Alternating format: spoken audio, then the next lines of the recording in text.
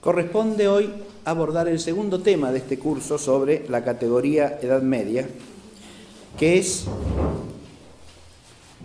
el tema crucial, diríamos, del curso, o sea, el desarrollo de esa categoría en el protestantismo y en el iluminismo.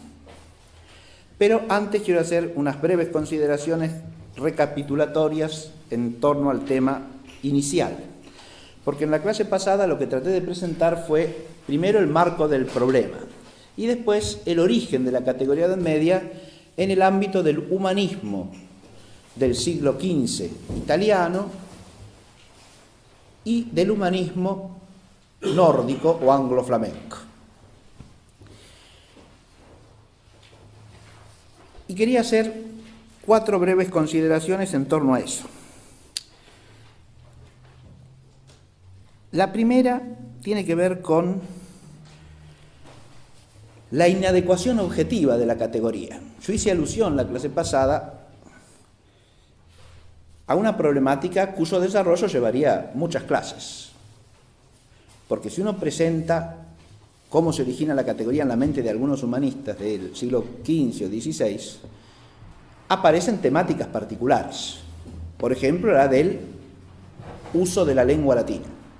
Hemos visto que Valla decía que después del uso en la antigüedad romana clásica viene una barbarización de la lengua y son 1000 años de oscuridad en el uso de la lengua.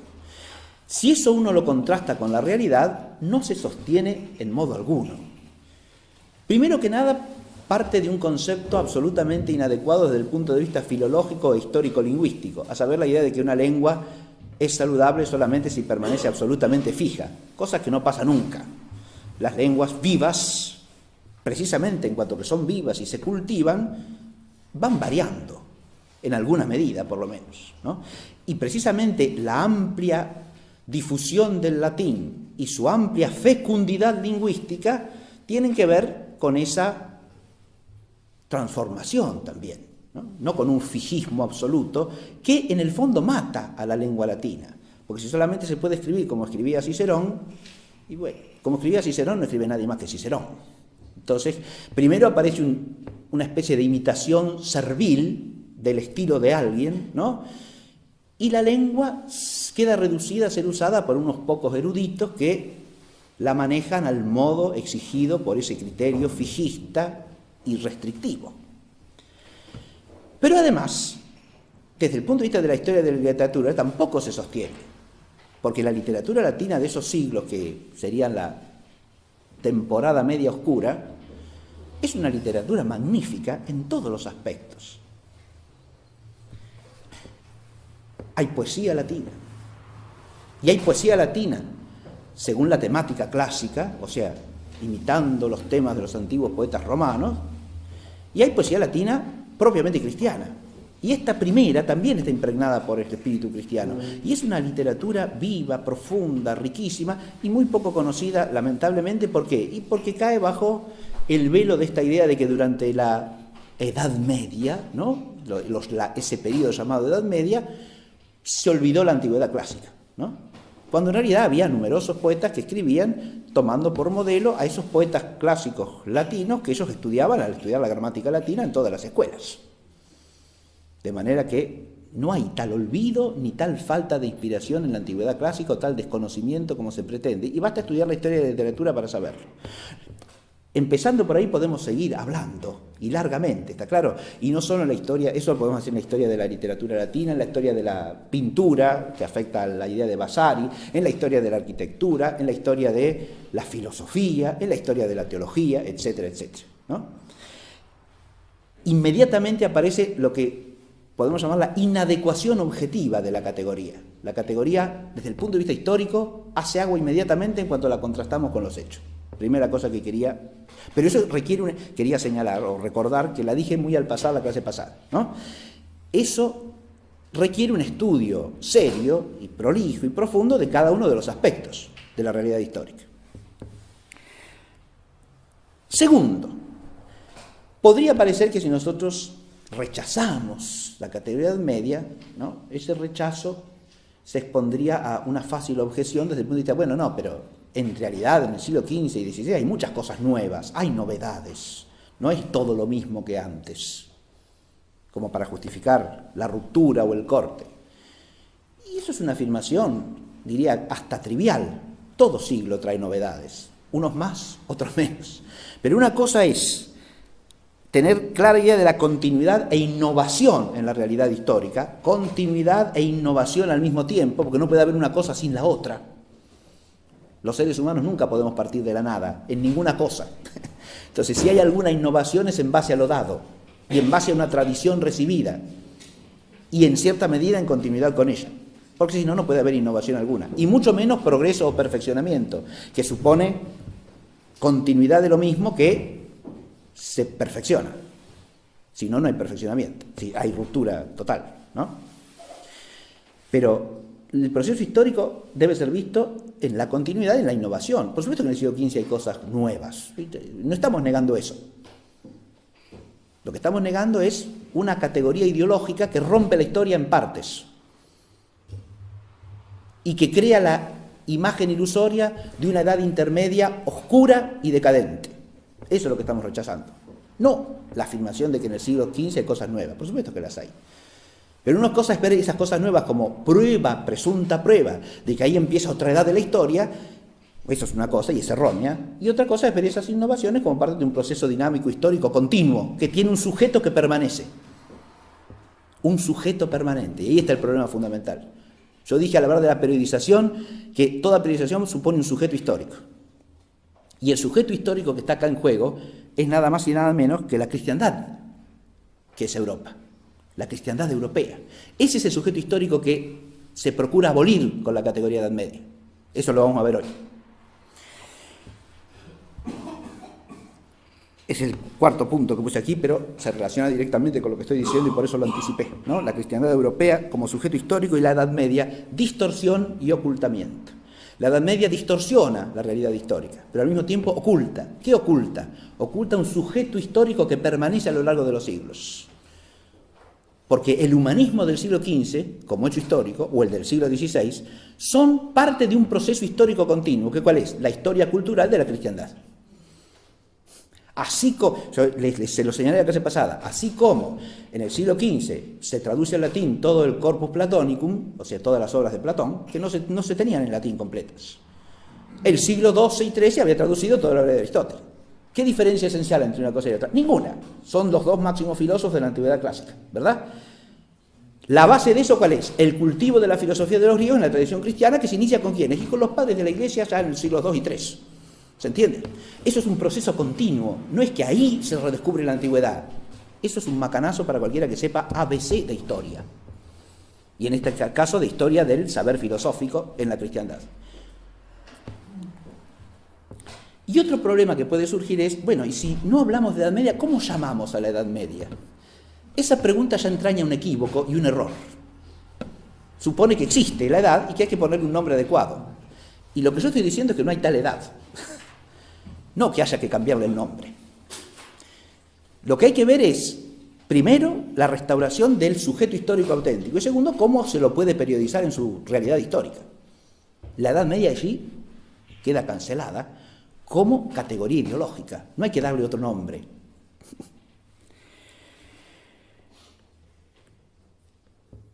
Y con respecto, una cosa más, estas son las consideraciones preliminares que quería hacer profundizando la clase primera y lanzando líneas de reflexión, simplemente. Los amigos del sábado a la tarde que nos reunimos todos los sábados me hicieron notar que la clase pasada cometí una errata al hablar, ¿sí? Así que la salvo, porque al decir yo que se presume, lo que tenía en mente era que se presume que la edad moderna es una edad antropocéntrica, yo dije la edad media es una edad antropocéntrica, obviamente es un lapsus lingui que por el que me permito pedirles disculpas, ¿sí? Bien. Ahora vamos a la clase de hoy. La categoría Edad Media en el protestantismo y en el iluminismo. Yo dije que este es el tema clave de nuestro asunto. ¿Por qué? Porque si uno se sitúa a nivel histórico del siglo XV, XVI, dentro de lo que es el humanismo de ese periodo, El cultivo de las humanidades, quiere decir el humanismo, no una ideología o un pensamiento antropocéntrico, Eso es otra distorsión, ajena a la historia. Humanista es el que cultiva una de las humanitates, y las humanitates son las disciplinas humanas, la gramática, la retórica, la dialéctica, la geometría, la aritmética, la filosofía. El que cultiva esto es un humanista. También se lo llama artista en la cristiandad, porque la facultas artium, la facultad de artes, es donde se estudian estas disciplinas, ¿sí? De hecho, en la tradición universitaria inglesa, que conserva la denominación tradicional, se habla de Bachelor of Arts, o sea, bachiller en arte, para cualquiera que estudie eso. ¿Sí? Si usted estudia matemáticas en la facultad, el primer título que obtiene es bachiller en artes, ¿sí? Después se podrá doctorar en matemáticas, pero primero es un bachiller en artes, ¿sí? Y si estudia filosofía, lo mismo. Y si estudia historia, otro tanto. Bien. Ahora, si uno se sitúa en ese ámbito, digo, la categoría Edad Media no es una cosa que la conozca todo el mundo. Es una cosa que circula en pequeños cenáculos, diríamos así, de humanistas. No es una categoría popularizada o vulgarizada. ¿Quién la va a vulgarizar? ¿Cómo se va a difundir ampliamente esa manera de pensar la historia? Y ahí es donde aparece la figura del protestantismo.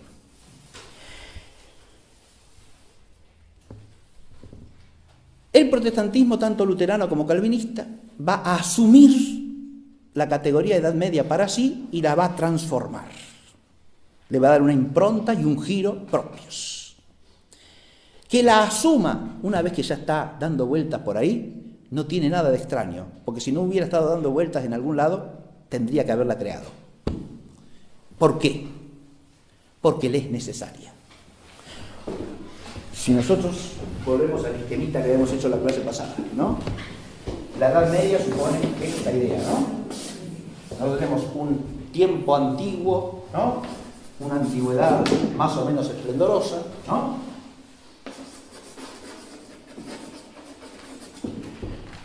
Esto renace acá, reaparece, ¿no? Ahí estaba el vínculo con la categoría Renacimiento, ¿verdad? Esto reaparece después, pero reaparece acá, ahora vuelve la gloria, ¿no? El nuevo, aquel de antiguo esplendor, y este es el nuevo esplendor, nuevo esplendor. Y en el medio que hay oscuridad, decadencia, oscuridad, decadencia. Muy bien. Y ese bache ahí, histórico, es la Edad Media. Bien.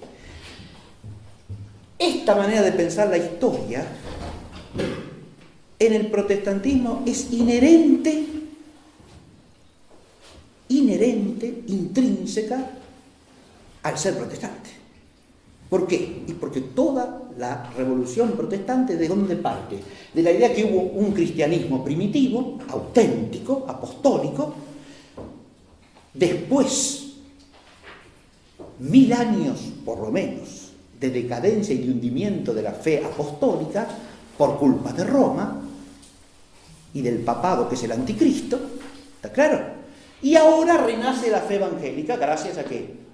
Al nuevo profeta del cristianismo, Fray Martín Lutero. ¿Está claro? ¿Se ve el esquema o no? Por eso dije que aunque no hubiera estado dando vuelta por ahí la categoría, la hubieran creado porque la necesitaban. Es una categoría intrínseca a la mente protestante porque es de autojustificación. Si la historia no es así, el protestantismo no tiene razón de ser. ¿Está claro? Porque pretende ser la restauración del auténtico cristianismo que prácticamente ha desaparecido, salvo en unos pocos marginados de la historia que soportaron las persecuciones de Roma, ¿no? Y consiguieron mantener viva la antorcha del cristianismo a lo largo de esos siglos oscuros. ¿Se advierte esto? Bien.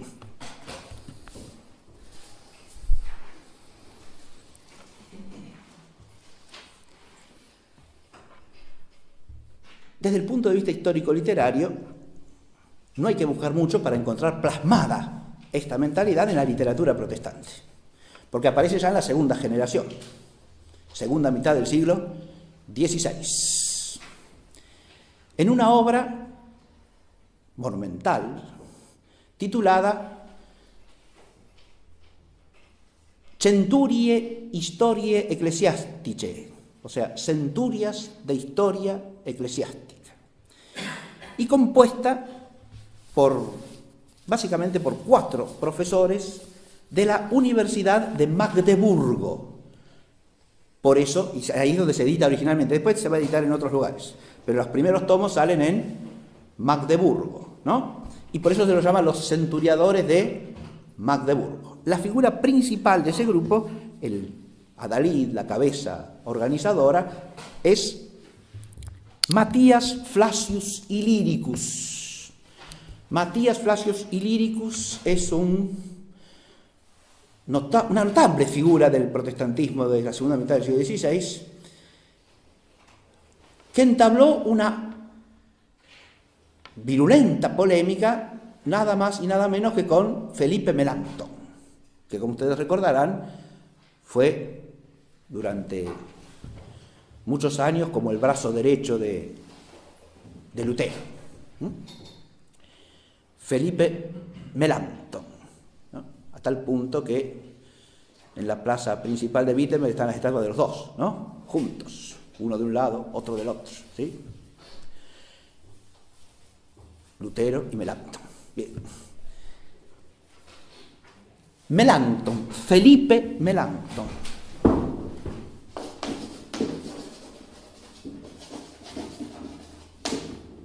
Melanchthon. En realidad, ese el apellido de él no es así, es un apellido alemán, que acá está puesto en forma helenística, está helenizado. Y así se lo llama, Melanchthon o Melanchthon, ¿sí? Bien. Felipe Melanchthon. Pero Flacio Ilírico es de origen croata, de ahí que se lo llama ilírico, ¿sí?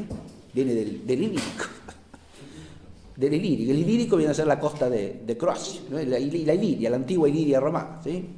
Como estos son latinistas, helenistas, el ambiente pues, usan esas denominaciones tomadas de la antigüedad clásica, ¿no? Ilírico, bien. Matías Flacio Ilírico, pero él es el que dirige el grupo de los magdeburgenses. Los otros 3 principales son Johannes Vigand, Matthäus Judex y Basilius Faber. Estas son las 4 figuras fundamentales que componen, que escriben esa obra que son las Centurias de Historia Eclesiástica.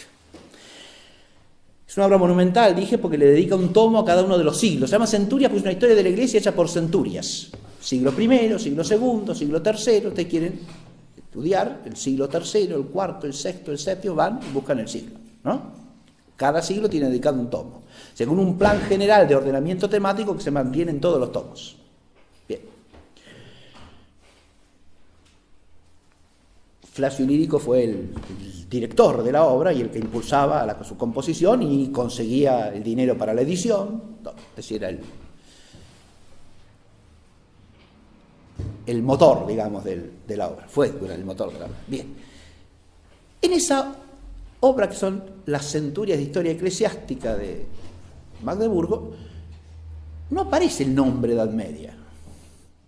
Pero ya dije en la clase pasada que lo que importa no es el nombre, sino la mentalidad, el enfoque, la categoría mental, ¿no?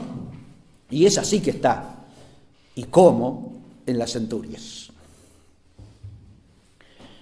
Porque claro, las centurias están escritas ¿para qué? ¿Para investigar pacíficamente la historia de la Iglesia? No, señor, están escritas para exaltar y justificar el luteranismo y la rebelión luterana y el cisma luterano. ¿Está claro? Y mostrar a través de la historia, esa es la pretensión de la obra, que el único auténtico cristianismo y la única auténtica iglesia es la iglesia evangélica alemana inspirada en las enseñanzas del nuevo profeta Martín Lutero. Así lo llama Matías Flacio Ilírico en uno de los prólogos. Cada uno de los tomos tiene su prólogo propio, ¿sí? Los prólogos son lo más jugoso para entender la ideología, digamos, de los autores, ¿no? Porque ahí expresan su programa, sus intenciones. Bien. Por eso, cualquier historiador posterior señalará que esta historia de la Iglesia está escrita de una manera muy cejada, obviamente, ¿no? Y a veces distorsionando claramente los hechos o manipulando las fuentes con una intencionalidad manifiesta. Esa obra va a ser ampliamente refutada y superada objetivamente por los anales del cardenal Baronio, ¿sí? Ya en el siglo, fines del XVI, principios del XVII. El cardenal Baronio va a escribir los anales de historia eclesiástica, ¿no?, que abarcan desde los orígenes de la Iglesia hasta el siglo XII, ¿no?, una obra todavía más monumental que los Centuriadores, y que hace una amplísima crítica de la obra de los magdeburgenses, muy bien fundada en la documentación, ¿no? Esa obra, desde el punto de vista objetivo, va a desplazar a los Centuriadores. Cualquier estudioso de historia de la Iglesia a partir del siglo XVII va a recurrir a Baronio y no a los Centuriadores de Magdeburgo, ¿no? Esa obra la escribió Baronio bajo la incitación de San Felipe Neri, del cual era amigo, ¿no? Y San Felipe Neri lo estuvo jorobando un largo tiempo para que escribiese eso, y al final Baronio se decidió y dedicó la vida a escribir esa obra monumental, ¿no? Bien. Pero lo que importa es entender la mentalidad de los Centuriadores. ¿Cómo aparece la Edad Media? ¿Por qué digo que no aparece el nombre, pero sí la categoría y la mentalidad, ¿no? Hay, podemos decir, tres temáticas principales en las que aparece esa idea. Porque ¿qué es lo que tratan de mostrar los Centuriadores? Primero, al estudiar la doctrina cristiana, ¿qué es lo que hacen? Tratan de mostrar cómo, ya a partir de los siglos II y III, fíjense, comienzos, empiezan a aparecer toda una serie de autores a los que se tiene por padres de la Iglesia, que no hacen otra cosa que distorsionar la doctrina evangélica. ¿Cómo está funcionando ahí la categoría? Muy sencillo. Cualquiera que no enseñe lo que enseña el nuevo profeta Fray Martín Lutero, distorsiona la doctrina cristiana, ¿no? Entonces imagínense que cualquiera que enseña los dogmas auténticamente católicos, los enseña en el siglo II, III o IV, no es un auténtico padre de la Iglesia, sino un difusor de errores, de mentiras, de engaños contrarios a la fe apostólica. ¿Está claro? En lugar de ser los santos padres el criterio para discernir el contenido de la fe cristiana, el único criterio es la enseñanza inspirada de Martín Lutero. Y según esa enseñanza se juzgan los santos padres. Si encajan con la doctrina de Lutero, aunque se los haga encajar a la fuerza, como el caso de San Agustín, al que se lo interpreta distorsionadamente para hacerlo decir lo mismo que dijo Lutero, cuando no dijo nada parecido, ¿no? O se lo distorsiona, o se le deja decir lo que dijo y se lo declara un enemigo de la fe. Ahí empieza a aparecer la oscuridad, porque se abandona la doctrina evangélica, apostólica, según estos autores. ¿Se entiende el esquema? Y eso se va a ir agravando con el correr de los siglos hasta que esa doctrina absolutamente ajena al Evangelio prevalezca. Si uno sigue los siglos de los Centuriadores, ese prevalecer de las doctrinas no evangélicas se da a partir de los siglos VI y VII fundamentalmente. Ya el siglo VI es un siglo en el que casi no hay importantes padres, según estos autores, y empieza a prevalecer una mente oscura y ajena al Evangelio. Y eso se va a ir empeorando con el correr de los siglos. ¿Y por qué? Porque ahora viene el segundo factor. ¿Cuál es el segundo factor que analizan? El de la autoridad papal. Porque obviamente el Papa de Roma es el anticristo. ¿Está claro? Entonces, ahí de nuevo, si uno va al prólogo al siglo VII, ahí aparece la idea de que ya en ese periodo los papas no pueden contener su ambición desmedida, su absurda pretensión de estar por encima de todos los demás obispos, ¿no? Y ahí empieza ya la edad oscurísima, diríamos, de la Iglesia, hasta que aparece Lutero. ¿Está claro? Siglo VI, VII, ¿sí?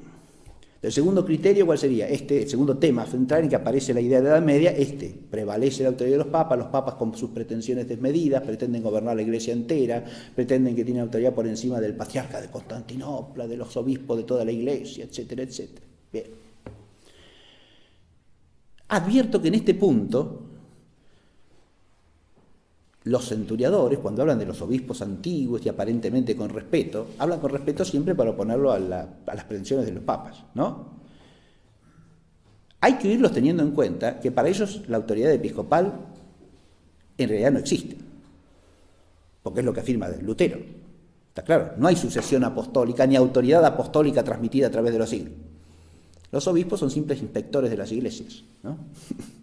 Eso lo digo para que recuerden que cuando habla de obispos estos historiadores, usan el término obispo de una manera retórica y aprovechándose de la buena intención de los eventuales lectores, porque la obra en ciertos pasajes parece ser muy piadosa. Pero si usted lee obispos y elogian al obispo cual, pero esta gente tiene... No, esta gente no, cuando dice obispo no piensa lo que usted piensa cuando dice obispo. Atención. Bien. El tercer tema, en el cual aparece clarito el asunto, es el tema, obviamente, del culto, de los ritos del culto y de los ritos sacramentales. Basta leer el prefacio del siglo VI para advertir esto, porque en ese prefacio hace notar los centuriadores que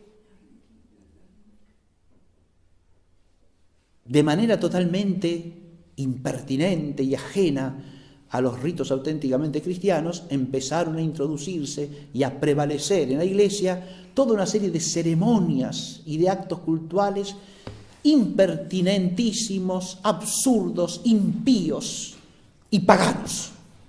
¿Está claro? De manera tal que la liturgia de la Iglesia en su conjunto aparece como una invención paganizante, ¿no? Los ritos de la Iglesia son una invención pagana. Hubo ritos auténticos solamente al comienzo, pero son auténticos con el mismo criterio. ¿Por qué son auténticos? Porque son los que rescata o conserva a su manera Lutero. Ese es el criterio universal, ¿se advierte? En cualquiera de los tres temas, sea la liturgia y los sacramentos, sea la autoridad papal, sea la doctrina cristiana, la categoría mental y de media está perfecta y claramente presente en los centuriadores. ¿Se ve? Hubo una doctrina, hubo una organización de la Iglesia y hubo unos ritos auténticamente evangélicos y derivados de Cristo. Y después todo eso se distorsionó totalmente. ¿Está claro? La progresiva distorsión es culpa fundamentalmente ¿de quién? De los obispos de Roma, de su ambición desmedida y de su postración ante el anticristo que ellos representan. ¿Se ve? Los centuriadores, entre otras lindezas que dicen a lo largo de la obra, a la que, con buena razón, San Pedro Canicio calificó de opus pestilentissimum, obra pestilentísima. Bien. Entre las lindezas que dice San Bonifacio, que es el evangelizador de los germanos del norte, ¿no? San Bonifacio no fue otra cosa que un inmundo propalador de mentiras que sometió a los germanos al infame yugo de Roma. Tal cual. Ese es San Bonifacio. San Bonifacio, les recuerdo, es un santo monje y evangelizador de los sajones, de toda la Germania septentrional, del siglo VIII, y comienzo del IX, ¿sí? Contemporáneo de Pipino el Breve y de Carlomagno, ¿no? Bien. San Bonifacio. Y es el santo patrono de Alemania, ¿no? Bien. Pero si uno va a la figura de San Bonifacio en los centuriadores, se encuentra con esta idea. ¿Está claro? Ya San Bonifacio pertenece plenamente a la oscuridad ¿de qué? De la Edad Media, de esos tiempos nefastos en que el cristianismo evangélico está prácticamente perdido, ¿sí? Salvo por algunos pocos que andan ahí dando vueltas, que son los que mantienen la llama del Evangelio, que son los que la Iglesia de Roma considera herejes, por supuesto, ¿no? ¿Está claro? Así, ahí se invierte de nuevo. Fíjese, es una historia de la Iglesia invertida, ¿no? Yo les dije, en lugar de ser los santos padres el criterio de la doctrina de la fe, son juzgados según la enseñanza de Lutero. ¿Está claro? Y en lugar de ser hereje el que el magisterio apostólico ha considerado tal, herejes son los que se oponen a la Iglesia de Roma, como Lutero, claro. Bien. Me he detenido en los centuriadores un poquitito porque es una obra, primero, diríamos, fundacional del protestantismo en materia historiográfica, ¿no? Es la que forja la conciencia histórico-eclesiástica del protestantismo. además está en las raíces mismas del problema protestante. Ya en la época inmediatamente posterior a Lutero, yo dije que Flacio Ilírico, Matías Flacio Ilírico, mantuvo una gran polémica con Melanchthon, ¿no?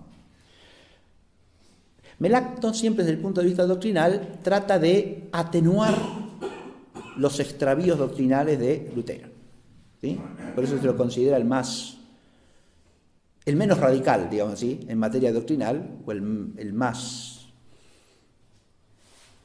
no digamos próximo, pero el más moderado en cuanto al apartamiento de las doctrinas católicas, ¿no? En cambio, Flacio Ilírico es más plenamente luterano, digamos, ¿sí? Es mucho más combatiente. Pero además Flacio Ilírico advierte una cosa, que es lo que lo separa de Melanchthon, y es que para sostener la doctrina de Lutero hay que hacer historia.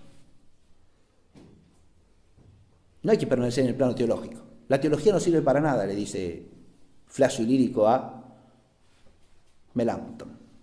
No hay que hacer teología, hay que hacer historia. Desde ese punto de vista, Flacio Ilírico advierte la importancia de la presentación de la historia para justificar y sustentar la doctrina luterana. Y hay que hacer historia como teología, es decir, la historia es la que nos tiene que dar la visión teológica de la realidad. En eso en realidad no está haciendo otra cosa que heredar la mente cristiana, ¿no? Pero transponiéndola a la concepción herética luterana. Porque la doctrina cristiana es histórica, ¿está claro? Es decir, implica una historia de la salvación, ¿no? Que ahora se deforma como historia de la Iglesia, en una historia de la Iglesia en la cual no hay más que un comienzo espléndido y la restauración de esa auténtica Iglesia primitiva por obra de los reformadores, presuntos reformadores. ¿Está claro? Bien.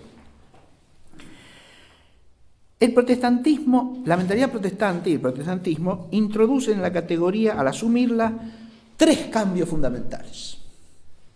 Y esto quiero que quede clarito porque determina todo lo que viene después.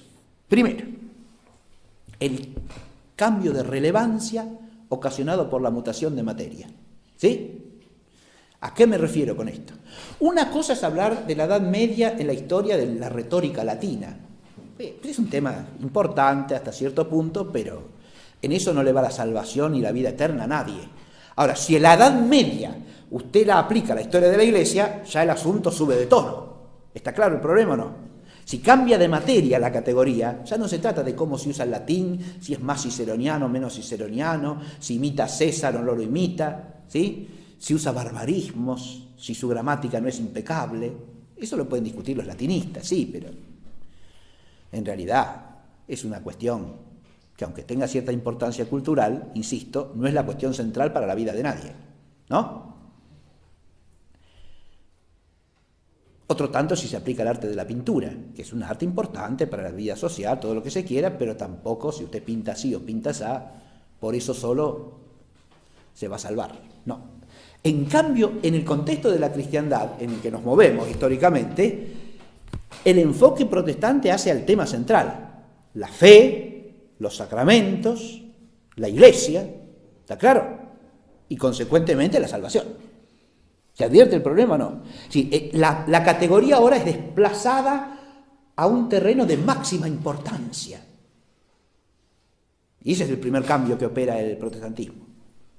No es una cuestión que le puede interesar a algún erudito en cierto ramo del conocimiento humano, de las humanitates. No, es una cuestión central para todo cristiano. La categoría de la historia de alguna de las humanidades pasa a ser categoría de la historia de la Iglesia. Segunda transformación. Ya he dicho que esta manera de pensar es inseparable de la mente protestante. Porque renunciar a este pensamiento acerca de la historia de la Iglesia es renunciar al protestantismo. Entonces, el segundo cambio es el cambio de carácter. De ser una categoría totalmente contingente, Y de hecho es así en el humanismo italiano del siglo XV, porque la mayoría de los grandes humanistas ni piensan en la Edad Media, ni la nombran, ni se les pasa por la cabeza. ¿Está claro? O sea, no se puede asociar absolutamente el humanismo italiano del siglo XV y XVI con la categoría Edad Media, porque no es así el hecho. Hay muchos grandes humanistas que no piensan en la Edad Media, que no tienen esta categoría en la mente. ¿Está claro? Yo lo mencioné en la clase pasada eso. Es contingente en el humanismo. En cambio, para la mentalidad protestante es una categoría necesaria, imprescindible, autojustificadora. Eso es lo otro que cambia. No es una categoría que pueden pensar algunos y se discute, habrá sido así, habrá sido así. No, esto es así o es así. ¿Se advierte? Y este carácter intrínseco trae una consecuencia, tercera diferencia, de ser un pensamiento que se maneja como opinable en ciertas élites eruditas, pasa a ser un pensamiento popular. ¿Por qué? Porque esta mentalidad no está solamente en los centuriadores de Magdeburgo que escriben en latín para las universidades. Es algo que está en la mente de todo predicador protestante y de ellos pasa al pueblo en general. ¿Está claro? Porque los dicterios contra la Iglesia de Roma, la caricaturización de la vida monástica religiosa, de las ceremonias de la Iglesia romana, etcétera, es algo común en los sermones protestantes en cada lugar de reunión o de asamblea de culto. ¿Está claro? Se transforma en una categoría popular. Triple transformación, ¿está claro? De ser algo de un asunto meramente humano y humanístico pasa a ser un asunto de salvación. De ser un asunto contingente pasa a ser necesario. Y de ser algo que circula en ciertas élites muy restringidas pasa a ser una mentalidad popular. Ese es el triple efecto histórico por el cual hay una transformación de la categoría Edad Media al pasar del humanismo al protestantismo, al ser asumida por el protestantismo y desarrollada ampliamente por él. ¿Está claro? Yo dije que los centuriadores no la nombran, pero después muchos otros autores protestantes a lo largo del siglo XVI, XVII, XVIII la van a nombrar como tal. ¿Sí? Pero hay otro asunto. ¿Cuáles son los rasgos de la Edad Media forjada por el protestantismo? ¿Qué rasgos tiene? Y esto lo señalo de entrada para después terminar con la comparación al final de la clase. ¿Qué rasgos tiene esa Edad Media? En esto hay que reparar porque cuando nosotros decimos Edad Media, lo que viene a nuestra imaginación o a nuestra mente, a nuestro pensamiento, es más bien la Edad Media del Iluminismo, no la del protestantismo. Porque el protestantismo, en realidad, la Edad Media es la edad de ¿qué? De la pérdida de la fe. Es la edad del neopaganismo. Es la edad en la que los hombres de iglesia, en lugar de estudiar la sola Biblia, la sola Escritura, estudian a Platón, a Aristóteles, a todos esos griegos paganos condenados al infierno. ¿Está claro? O sea, es una edad de neopaganismo. Es una imagen opuesta, ¿se entiende lo que quiero decir? No es la imagen de que en la Edad Media se olvidó la antigüedad clásica. No. No. Es la edad de que en la Edad Media se le dio importancia a la antigüedad clásica. ¿Y eso es síntoma de qué? De paganismo, de falta de fe. Fíjense que esto ya aparece al hablar en la Centuria Segunda, los magdeburgenses hacen hincapié en que autores como San Justino, San Ireneo de León, Clemente de Alejandría no han hecho otra cosa que paganizar el cristianismo. ¿Está claro? Entonces, de allí surge la imagen de una Edad Media neopagana. Después se cargan las tintas sobre el exteriorismo del culto medieval. Los medievales viven de ceremonias pomposas, ¿sí? De formas exteriores, de cultos solemnes. Y además caen en rituales neopaganos, culto a las reliquias, adoración de los muertos. Fíjense, uso las expresiones que usan ellos, sí. Adoración de los muertos. Construyen grandes basílicas que se parecen más a los templos paganos, dicen, que a los lugares del culto cristiano primitivo. Y en ellas, en lugar de ir a oír la palabra de Dios, van a adorar a los muertos. Fíjese. Bien. De ahí usted tiene un... Entonces, es una Edad Media irreligiosa, ¿o no? Claro.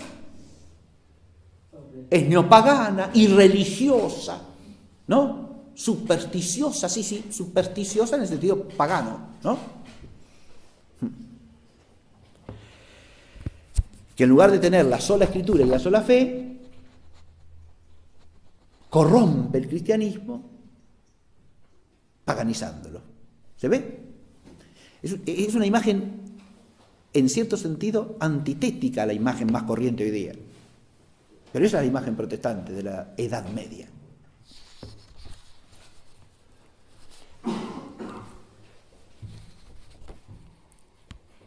Una sola cosa más sobre el protestantismo que ya nos lleva a la transición con lo otro. El protestantismo tiene como consecuencia inexorable la secularización de la sociedad y de la vida cristiana. Eso es una afirmación que hago históricamente y teológicamente, las dos cosas. ¿Por qué? Porque el protestantismo supone que la gracia no transforma al hombre y que las obras que el hombre realiza son absolutamente irrelevantes para su salvación. Por lo tanto, ¿qué le queda por hacer al hombre? Si en la esfera de la vida divina no puede hacer nada, pues todo lo hace Dios, el hombre es absolutamente impotente, y además por estar intrínsecamente corrompido por el pecado original no puede hacer obra meritoria alguna, ¿a qué se tendrá que dedicar? Y a las cosas del mundo. Por eso el efecto mundanizador y secularizador del protestantismo es inexorable, dije. ¿Sí? De ahí que, a pesar de su pretensión piadosa, el protestantismo desemboque siempre en sociedades secularizadas. Y ese proceso de secularización mental se da también en el pensamiento de la historia. La historia de la Iglesia se transforma en historia profana. Y las edades de la historia de la Iglesia se transforman en edades de la historia universal. Y ahí viene el proceso que va de los centuriadores a Christoph Keller, profesor de la Universidad de Halle, fines del siglo XVII. Lo mencioné en la primera clase, ¿por qué? Porque es el primero que escribe la historia tripartita. ¿Sí? Edad antigua, edad media, edad nueva, la llama él, a la modernidad. ¿Sí? Segunda parte es la historia de la Edad Media, de los tiempos de Constantino hasta la toma de Constantinopla por los turcos. ¿Sí? Ahí ya tenemos el nombre de Edad Media y la fijación de una edad de la historia universal que se llama Edad Media. Ahí tenemos, dije, la secularización. ¿Por qué? Porque ya no habla de la historia de la Iglesia este hombre. Habla de la historia de los hombres. De la historia en sentido humano, en sentido inmanente. Pero esa historia tiene tres fases, tiene tres etapas y hay una Edad Media ahí. ¿Está claro?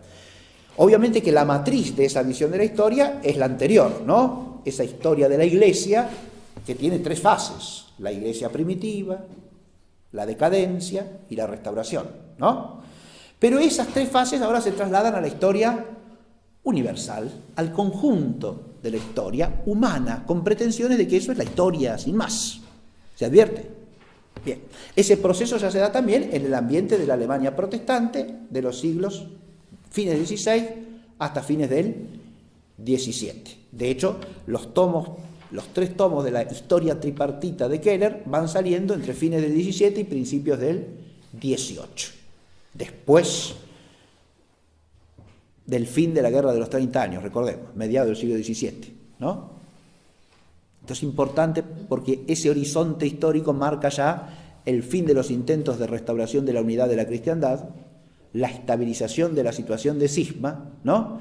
Y el origen ya del proyecto iluminista. Ya que no nos podemos unir en la fe, nos unimos en la sola razón. Todos somos racionales, así que la razón nos une a todos, ¿está claro? Podemos ser unos, no ya en Cristo, sino en la razón. Bien, ahí viene ya el proyecto iluminista. Y Keller está en el enlace entre las dos cosas, ¿sí? Entre la mentalidad protestante y la mentalidad iluminista. Es en la transición de ese proceso la marca la secularización del protestantismo. Bien.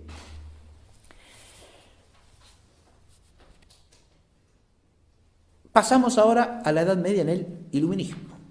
Los iluministas van a hablar de Edad Media. Voy a empezar esta parte de la clase con una breve lectura. Lo que voy a leer es un texto clásico del iluminismo. Dice así: las obras maestras que los antiguos nos habían dejado en casi todos los géneros habían sido olvidadas durante 12 siglos. Ahí ya está la Edad Media, ¿sí? Las obras maestras que los antiguos nos habían dejado en todos los géneros habían sido casi olvidadas durante 12 siglos. Eso no son 1000 años, son 1200, ¿sí? Pero siempre andamos por ahí, ¿no? Las obras maestras que los antiguos nos habían dejado en casi todos los géneros, ¿no?, habían sido prácticamente olvidadas durante 12 siglos. Ahora, por supuesto, no, porque estamos nosotros que las hemos recordado todas, ¿sí? Bien. Ya les diré quién es este que habla y quiénes son esos nosotros, ¿no? Los principios de las ciencias y de las artes estaban perdidos, porque lo bello y lo verdadero que parecen mostrarse a los hombres por todas partes no los impresionan a menos que sean advertidos de ellos. No es que esos tiempos desdichados hayan sido más estériles que otros ingenios extraordinarios. La naturaleza es siempre la misma. Pero ¿qué podían hacer esos grandes hombres, sembrados como lo son siempre, alejados unos de otros, ocupados en objetos diferentes y abandonados sin cultura a sus solas luces? Las ideas que se adquieren por la lectura y la sociedad son el germen de casi todos los descubrimientos. Es un aire que se respira sin pensar en él y al que se debe la vida. Y los hombres de los que hablamos estaban privados de tal auxilio. Esos 1200 años, no es que la gente no tuviese capacidad, que no hubiese genios, pero estaban perdidos. ¿Por qué? Y porque no había cultura. ¿Se da cuenta? Eso que uno respira desde la niñez, la atmósfera. ¿Qué podía hacer, pobre gente? Tenían razón, tenían inteligencia, pero no había caso.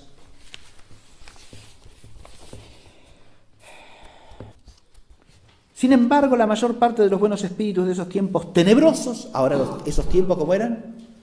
Tenebrosos. Ya tenemos, son los tiempos oscuros, los tiempos tenebrosos, ¿sí? Se hacían llamar poetas o filósofos. Se hacían llamar nomás, está claro. ¿Qué les costaba, en efecto, usurpar dos nombres con los cuales uno se engalana a tan poca costa y que uno siempre lo debe decir por él mismo, y que uno siempre se precia de no deber a luces prestadas? Ellos creían que era inútil buscar modelos de poesía en las obras de los griegos y de los romanos. Esto es de una ignorancia supina, ¿no? O es un mentiroso de 7 suelas o es un ignorante, no cabe otra cosa. Imagínense, está hablando de toda la gente de estos siglos y dice que creían que era inútil buscar modelos de poesía en las obras de los griegos y de los romanos. Es lo que hicieron constantemente. Bien. Cuyas lenguas no se hablaban más. En realidad no se hablan hoy en día por culpa de los ignorantes como este. El que escribe acá es D'Alembert.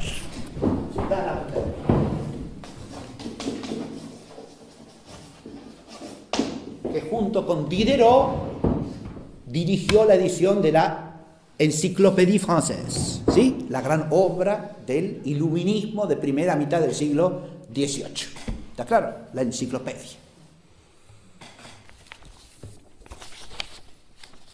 Gracias a la cual parece que se empezó a hablar el latín y el griego en Europa, porque esas lenguas no se conocían, dice acá. Bien.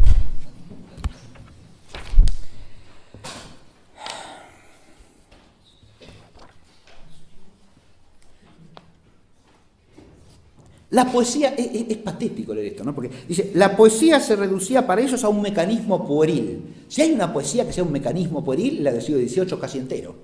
Vaya usted a encontrar un poeta auténtico del siglo XVIII, no sé dónde, bajo las piedras lo tiene que buscar, ¿sí? Hasta que aparecen los alemanes de fines del siglo XVIII, es un páramo, ¿no? Porque es una cosa, es un mecanismo pueril, la poesía es un mecanismo pueril, un ejercicio de versificación banal sobre temas banales. Esa es la poesía del siglo XVIII, no la poesía del siglo V, VI, XI, XII, XIII, XV, XVI. No, de ninguna manera.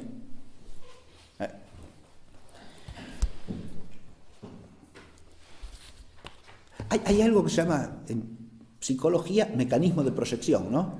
Uno lo que tiene adentro de lo que no puede sino hablar de alguna manera se lo lanza a la otro, ¿no? Se lo proyecta encima de otro. Bien. Parece que acá funcionó esto bastante. La poesía se reducía para ellos a un mecanismo pueril. El examen profundo de la naturaleza y el magno estudio del hombre eran reemplazados por mil cuestiones frívolas sobre seres abstractos y metafísicos. Acá está claramente plasmada la mentalidad materialista, inmanentista, positivista del iluminismo, ¿no?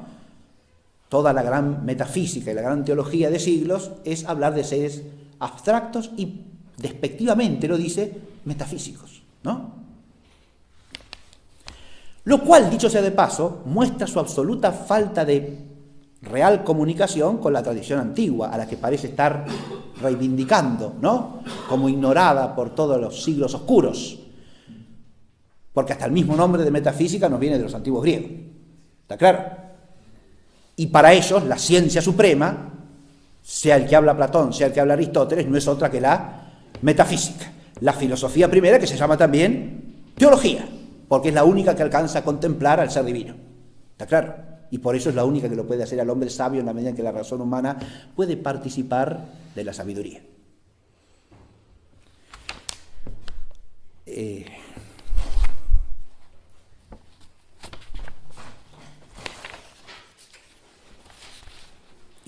termina el panfleto este diciendo: veremos que nada faltaba a los obstáculos que alejaban el retorno de la razón y del gusto.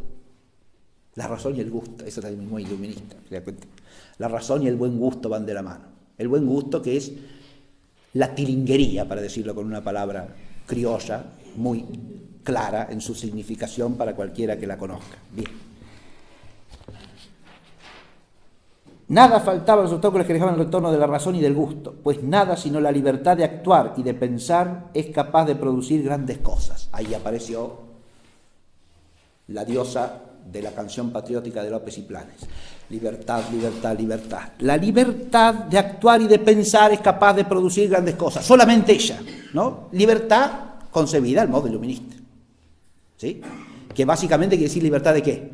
Libertad de pensar, dice, ¿no?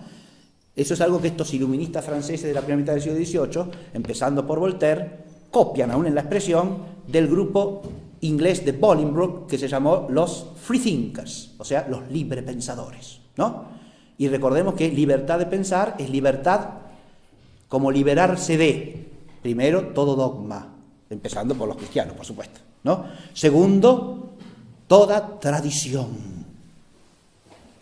Somos nosotros los que empezamos todo, ¿sí? Hasta acá no ha habido más que oscuridad. Y unos precursores allá lejanos, que son los antiguos, que más o menos algo sabían, porque eran racionales, porque todavía no había caído sobre ellos la pestilencia de la fe cristiana, ¿no? Tercero, liberarse de toda autoridad. No hay nadie por encima de nosotros. Eso que sí, libertad iluminista, ¿está claro? Libertad de toda doctrina dogmática, y de la doctrina cristiana en particular. Libertad de toda tradición, liberarse de toda autoridad y, por último, liberarse de todo prejuicio. El liberarse de todo prejuicio es liberarse en el fondo del sentido común, ¿está claro? De todos esos juicios que son anteriores a las ciencias y a las disciplinas, que es lo que permite construir la mentalidad a fuerza de medios masivos de comunicación. De hecho, el siglo XVIII inventa el periódico masivo, ¿está claro?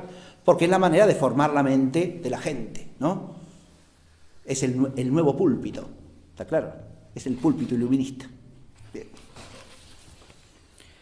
nos situamos ahora en el nacimiento de otra visión de la Edad Media, ¿no?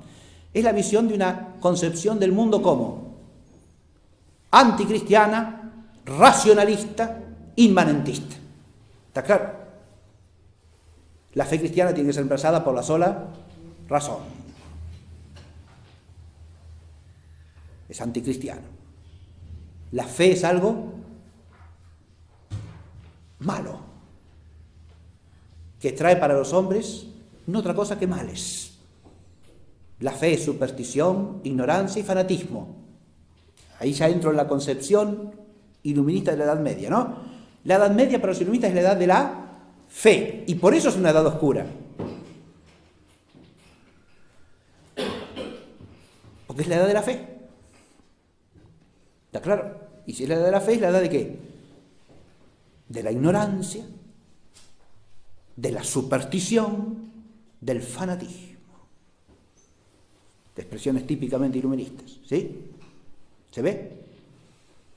Eso ha quedado superado gracias a la razón y las luces, ¿no? Ahora nos damos cuenta que la única religión válida es la religión natural. La revelación es un invento humano que debe ser desechado, porque además lleva al fanatismo y al sectarismo. Todas las religiones son igualmente buenas, siempre y cuando cada uno la conserve como opinión propia. Por encima está la suprarreligión racional, ¿no? Que es lo único que nos puede unir a todos. ¿Se advierte? Ese es el proyecto iluminista que hoy día sigue en marcha, ¿sí? A banderas desplegadas en todo el mundo. ¿Ves? Y en muchas regiones impera, ¿no? Hay una imagen religiosa, entonces, de la Edad Media acá. Sí, la Edad Media es la edad de la religiosidad, pero de la religión revelada, y por lo tanto de la religión equivocada, ¿no? Porque es la edad de la fe. Y la fe es enemiga de la razón. Acá viene un punto en el que hay que destacar el enlace entre protestantismo y mentalidad iluminista. Muy bien. ¿Por qué? Porque cuando yo digo la fe es incompatible con la razón, estoy enunciando un pseudodogma común a protestantes e iluministas. ¿Cómo que es? Claro. La sola fe de un lado, porque la razón es enemiga de la fe. Es algo intrínsecamente malo y corrupto. Y el cultivar la razón especulativamente no es otra cosa que soberbia y desprecio de la fe. Eso es luteranismo. ¿Está claro? Y del otro lado, la sola razón. Porque la fe es enemiga de la razón. La fe suprime la racionalidad, la declara abolida. Es imposible que la razón se desarrolle si hay fe cristiana. ¿Qué es común a estas dos tesituras? Ese pseudodogma, insisto, de la incompatibilidad de la fe con la razón. Es un tema que ya he desarrollado en otros cursos y no hago más que mencionarlo. Aquí protestantismo y iluminismo son solidarios en la raíz, aunque sean antitéticos en la parte de la dicotomía a la que se atienen. Siempre parcialmente, porque la ideología no puede suprimir la realidad. Siempre parcialmente, porque para hablar contra la razón hay que ejercitar la razón, ¿no? Y para hablar contra la fe hay que creer en algo. Bien. Ahora, hay una imagen. La imagen cultural que el iluminismo se hace en la Edad Media es clara en este pasaje, ¿no?, que leí de D'Alembert, pero baste recordar que para la mentalidad iluminista la Edad Media es una edad de tinieblas porque desaparece la auténtica racionalidad. Eran todos ignorantes, lo único que cultivaban eran ciertas disciplinas más ociosas que otra cosa, porque se la pasaban hablando de seres etéreos, metafísicos, como dice este, en lugar de dedicarse a las cosas que importan de este mundo, ¿no? Bien. No se acordaban de los antiguos, no sabían ni griego ni latín, dice, ¿no? No sabían nada de nada. En cambio ahora florece la ciencia, tenemos luces por todos lados, ¿sí?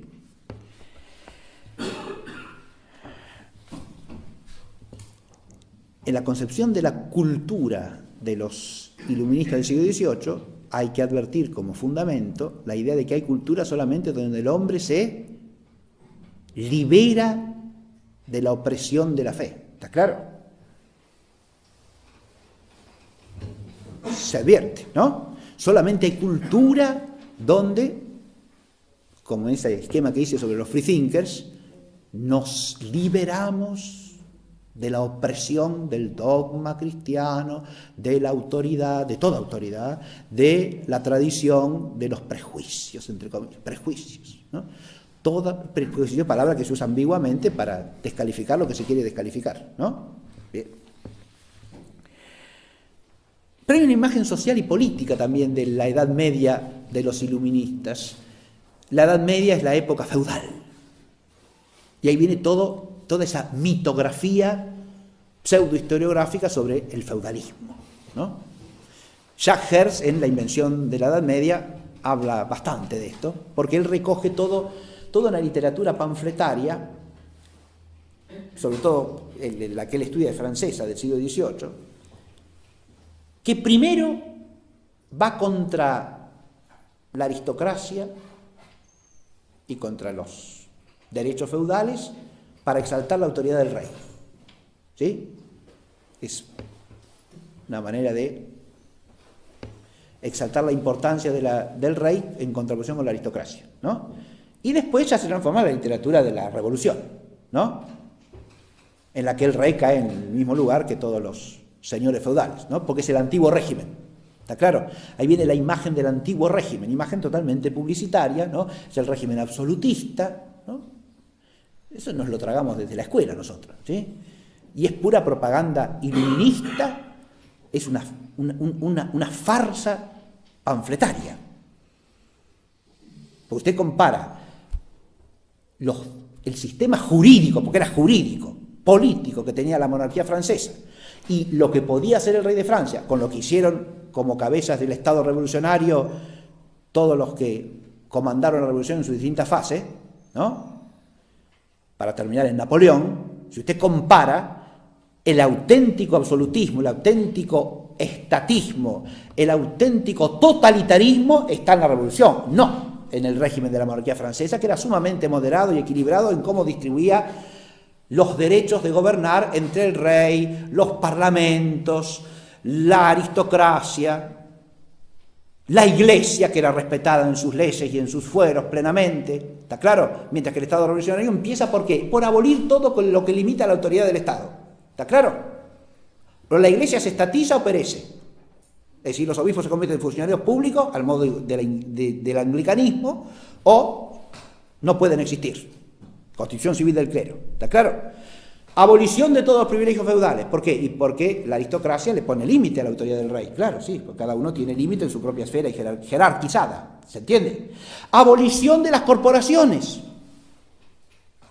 que eran la organización de todas las artes, de todas las profesiones, y que también ponían límites a la autoridad de los reyes y de la aristocracia, de todos los que tenían autoridad. ¿Por qué? Porque las corporaciones tenían sus propios privilegios, sus propios derechos, su propia autoridad. ¿Se entiende? Cuando usted abolió todo eso, ¿qué le queda enfrente? Nada. Es el Estado omnímodo, el Estado que lo hace todo, el Estado que es Dios. ¿Está claro? Que hasta hace que los ciudadanos tengan derechos. Ya no los seres humanos, sino los ciudadanos. ¿Sí? El hombre es el ciudadano. Y si no es ciudadano, no es hombre. O es hombre a media. O es un proyecto de hombre. ¿Sí? Hasta que no alcanza a ser ciudadano del Estado revolucionario, es un homúnculo, un cuasi hombre, pero no un ser humano de veras. Bien. Así es. En la Edad Media del Iluminismo es la Edad Media más común que tenemos nosotros, ¿no? Cuando yo digo las patrañas acerca del feudalismo, estas llegan a límites grotescos, ¿no? Esto los analiza tanto Jacques Hertz como una historiadora francesa muy conocida que es Régine Pernoud, ¿no? En dos obras, una que se llama A la luz de la Edad Media y otra que se llama Para terminar con la Edad Media. ¿Sí? Sí, esa es, sí, así es. La gran claridad creo que es como traducen a la luz. Ah, Huizinga lo que escribió es el otoño de la Edad Media. El otoño de la Edad Media, sí, sí, así es. Pero recién Pernod analiza esos tópicos comunes, es decir, acusar a los señores feudales de cosas abominables, ¿no es cierto? Para entretenerse un rato, ¿qué hacían? Llamaban a unos cuantos siervos, ¿sí? Y los hacían apalear para entretenerse, ¿sí? Eran gente malísima. ¿Sí? Bien.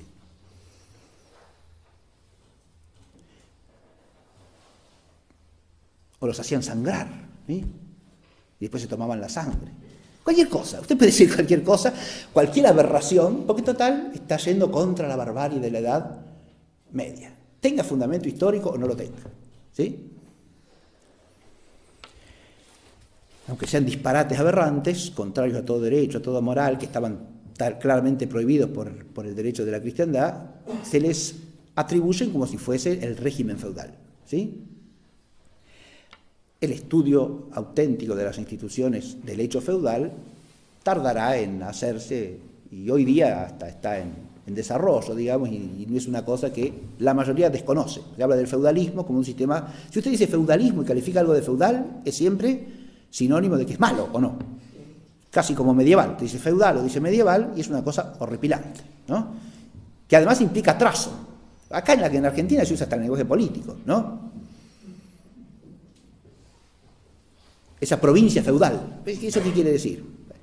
De hecho, el hecho feudal no existió nunca en el Reino de India, pero a nadie le importa eso. Bien. ¿Qué le va a importar? Si total no hablamos de la historia, hablamos de lo que se nos ocurre. Bien.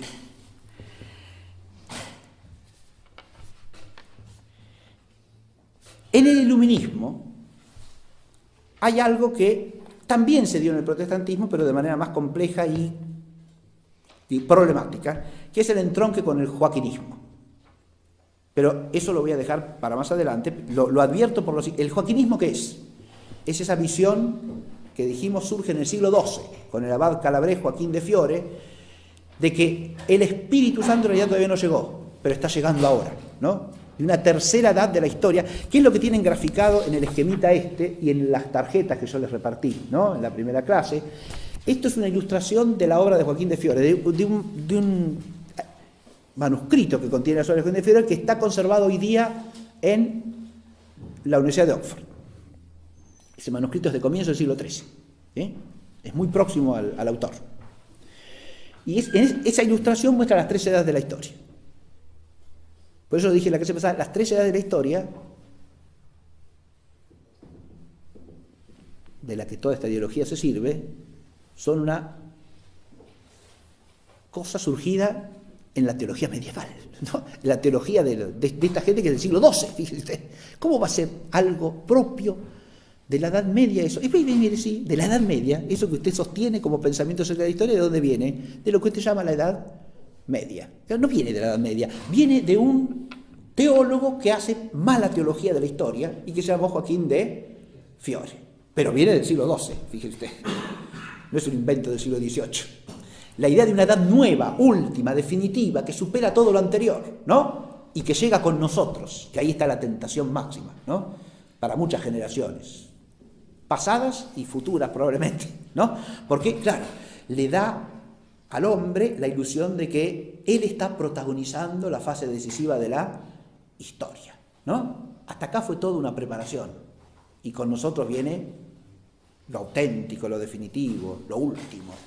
Somos los protagonistas del tiempo supremo de la historia, ¿sí? Esa autoexaltación, ¿no?, a que lleva la mentalidad joaquinista es un paliativo siempre a la mano para generaciones que se sientan descorazonadas y que pierdan el rumbo y que pierdan el sentido propio de lo que es el tiempo y la eternidad. ¿Está claro? Porque el joaquinismo implica de alguna manera sumergir a la eternidad en el tiempo, ¿no?, y pensar en esa edad definitiva de la historia como algo que se da ahora. Es una desesperanza en el fondo lo que está detrás de eso, es desesperación, es falta de esperanza en el sentido teologal, ¿no? Porque en lugar de poner la meta en la eternidad de la gloria, se pone la meta en cierto mundanismo, en cierta mundanidad suprema y superadora de todo lo anterior y que viene gracias a nosotros, o por lo menos con nosotros, ¿no? En el origen viene porque el Espíritu Santo viene, eso es Joaquín de Fiore, o sea, es un sentido teológico, pero a partir del siglo XVIII, eso que viene lo hacen los hombres solos, Ahí queda secularizado e inmanentizado el asunto, ¿no? Esa edad definitiva la construyen ¿quiénes? Los hombres, y más aún, liberándose de Dios. ¿Está claro? Asumiendo, como dice Kant, que es un ideólogo iluminista, si algo es eso, filósofo no fue nunca en su vida, me permito decirlo, para irritación de todo kantiano y neokantiano, pero es así. Si las palabras... D'Alembert dice que los de la edad oscura se arrogaban el nombre de filósofos y de poetas. Eso es lo que hacen ellos. Se llaman filósofos no siéndolo. Porque si hay algo que no aman es la sabiduría. O postulan un concepto de sabiduría que es totalmente inaceptable para cualquier hombre sensato y por supuesto para cualquier cristiano. Porque es una pseudo sabiduría basada en la soberbia humana y en la pretensión del hombre de ser su propio Dios. Como dice Kant, dejamos de ser niños, ya no hay más heteronomía, no recibimos la ley de otro lado, de más arriba, la ley está en nosotros, brota de nosotros y la ponemos nosotros. Ese es el gesto iluminista, ¿está claro? No serviré. ¿Por qué se vincula feudalismo con servidumbre en el vocabulario iluminista? De hecho, el hecho feudal con los siervos no tiene absolutamente nada que ver. Ese es un error grosero que circula en los manuales de historia comúnmente. Porque el vínculo feudal se da siempre entre hombres libres y de par condición social. Nunca entre un dominus y un servus. Pero, ¿por qué habla de la servidumbre, la imagen del feudalismo común? Porque abomina el nombre de siervo. ¿Está claro? Hablar de siervo o hablar de esclavo es decir una mala palabra. Y no por cuestiones puramente sociales, sino por cuestiones de carácter religioso. Mientras que el concepto de siervo en toda la Sagrada Escritura es un concepto positivo. Más aún, servir a Dios es un privilegio y es un don de Dios. Cuando el Bautista habla de nuestro Señor, dice: detrás de mí viene uno a quien no soy digno de llevarle las sandalias o de desatarle la correa de la sandalia. En Mateo leemos lo primero que dije, de llevarle la sandalia. Está diciendo, ¿quién le lleva las sandalias a alguien? Y un esclavo, un siervo, ¿sí? Le lleva las sandalias al lado, bien, o se las desata, ¿no? Y lo que dice el Bautista es que él no es digno de ser su siervo, no es digno de ser su esclavo. ¿Cómo que no? Y no. Pero el hombre por naturaleza no es servidor de Dios. Pero es que no habla de lo que el hombre es por naturaleza. Está hablando de un concepto bíblico que es el ser llamado a ser siervo de Dios como miembro de su pueblo. Y eso es un privilegio, es un don sobrenatural, es una gracia. Les recuerdo esto simplemente que es evangélico, ¿no? Para que se advierta que la mentalidad iluminista significa la abolición del espíritu cristiano. En toda la línea, ¿no? Es ese servir el que nos hace libres. Y es el Señor el que da ejemplo de eso, ¿no? Porque como dice San Pablo, siendo de condición divina, no hizo alarde de su categoría de Dios, sino que se anonadó a sí mismo, tomando la condición de siervo, de esclavo. O sea, la condición humana.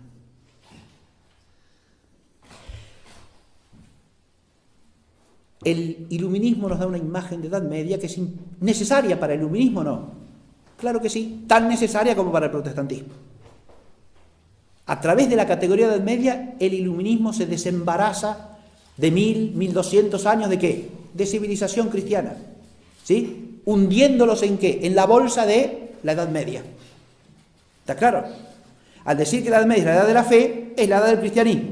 Y el cristianismo no es más que tinieblas, oscuridad, superstición, ignorancia, Edad Media. En estas dos visiones, la protestante y la iluminista, la Edad Media funciona como una teoría claramente negativa, ¿no? Aunque paradojalmente En un caso es negativa porque es la edad que se pierde la fe. Es la edad del paganismo, del racionalismo, en la que los cristianos, en lugar de leer la sola escritura, se dedican a comentar a Aristóteles. ¿Qué es un cristiano comentando a Aristóteles? Una locura. Y la otra es la Edad Media, edad de la fe, y por lo tanto, donde la razón, los hombres la tenían, dice D'Alembert, pero no podían desarrollarla, mijo, porque no había cultura, no había sociedad capaz de despertar la inteligencia, estaban sumergidos en las tinieblas de la ignorancia por culpa de la fe, ¿sí? Todos los grandes santos padres de la Iglesia, todos los doctores escolásticos, los grandes filósofos, los grandes poetas de todos esos siglos, toda la sociedad cristiana, con su altísima cultura y concepción del mundo, todo eso es metido en una única bolsa, esa bolsa de oscuridad en la que debe toda esa civilización ser sepultada, se llama Edad Media.